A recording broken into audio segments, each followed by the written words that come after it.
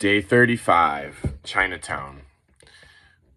San Francisco's Chinatown, I don't think people realize, I didn't realize this growing up, is the first Chinatown. Every other Chinatown is based off of ours. It's also by far the largest Chinatown.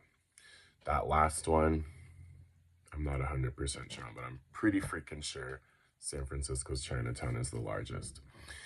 And it was never meant to be this tourist attraction, my understanding. It was actually the result of a lot of good old-fashioned racism. So you have to understand that early San Francisco, Gold Rush San Francisco, was the ultimate bachelor society. Literally for the first, I know I've said this figure hundreds of times, but for the first 40,000 people, only 700 women. So Chinese immigration into the United States really began significantly, my understanding, 1860s and 1870s. And the far majority of these Chinese immigrants entered through Angel Island, which is off the coast of California, not that far from Alcatraz. Actually, I should do a video about Angel Island. Anyway, when they arrived to the United States, most of them, Chinese immigrants, came to work on the railroad. After the railroad was done, the racist U.S. government was like, okay, figure it out. Most of them made their ways back to the coastal cities, aka Angel Island, where many of them came from. There were a few that entered through Ellis Island as well, but my understanding, and I have done a lot of research about this, is that most Chinese immigration was done through Angel Island, where it was not peaches and cream, we'll put it that way. Anyway, when the Chinese immigrants made their way back to San Francisco, they found a super, super racist local government, and they did not want these men to reproduce. They purely wanted them for their labor. So you can read between the lines, that brought about an underground market of sex trafficking that I won't cover in this video.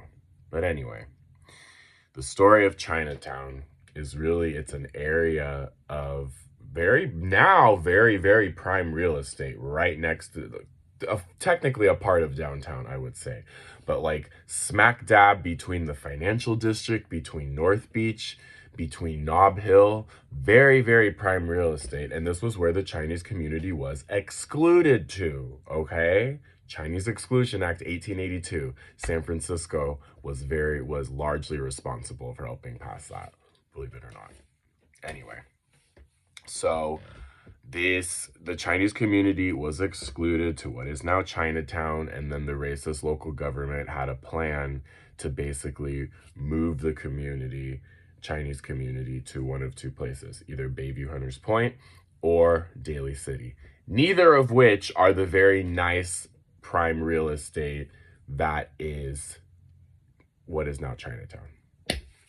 So my understanding is that when the first diplomat from China came to the US, instead of going directly to Washington, D.C., she made a pit stop in San Francisco and made it very clear to the local government that the Empress of China did not agree with their plan to move the Chinese community to Bayview Hunters Point or Daly City. As a matter of fact, if they went through with it, she was going to make plans for the community to be relocated in, I'm pretty sure it was Portland, Oregon. So the racist leaders backed off. The community was allowed to stay. And it is my understanding that, although it's now closed or just reopened, something like that, but the rooftop restaurant, the fine dining restaurant, huge that overlooks Portsmouth Square, Empress of China Cafe, I don't know if that's what it's still called, but my understanding is that they named it, originally that was named to honor the Empress for like interceding on behalf of her people. So anyway, that's a little bit of San Francisco's Chinatown. So much more than firecrackers and Chinese outfits, although it is where you should get your souvenirs because they're the same things you can get everywhere else. It's just a third of the price. So, San Francisco's Chinatown.